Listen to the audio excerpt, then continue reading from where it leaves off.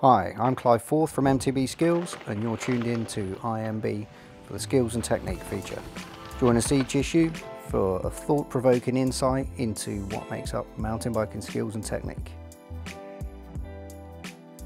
Hey folks, welcome back. Then here we go, part 3 of finding your flow, and we're looking at avoiding the stall.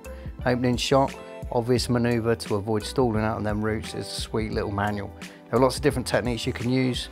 Typically it is the manual. As long as we can get the front centre over the bike, then generally the back will follow along behind us. However, in situations like this where the ground's pan flat, this is where riders are losing speed, particularly in World Cup downhills. You'll see, and that's where they can pick back time. It's really handy if you can take a bit of weight out of the back end. You can see there just a bit of daylight coming in under the back end of the bike, and down through these dirty routes, that first option is to unweight both wheels over those two routes, and the second option, if you've not got that level and ability and you're building up to that, is just to go around them. Here, a couple of different line choices again, coming up onto that grassy green rock, unweight in the front, unweight in the back. Second option, I've got to take a hit earlier on in that and then thread my way through a fine gap, and you can see the speed difference in there. Right, classic bit in our local trail, first run throughs, heavy, laboured.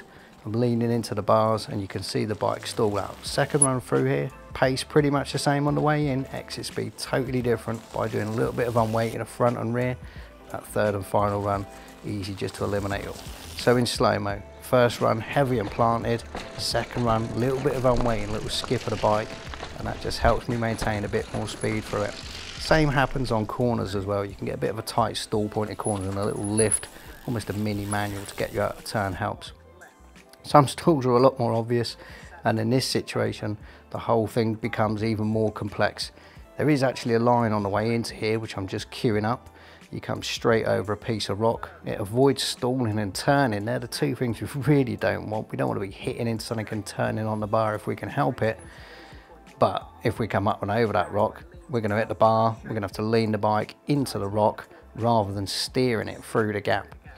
So let's see this in action. I'm about to ride this. Here we go. So you can see the stall coming up and I'm on the turn, but it does set me up nice to get through that pinch gap. So there's an innocuous little dip here and this rock on the exit. If I'm turning hard into there and I'm not particularly strong in the upper body, almost keeping a fixed position with the upper body while we're turning through there. Here you see the top version, a little floaty manual to get me out of that, and in the bottom one I'm heavy. You can see the compression on the fork.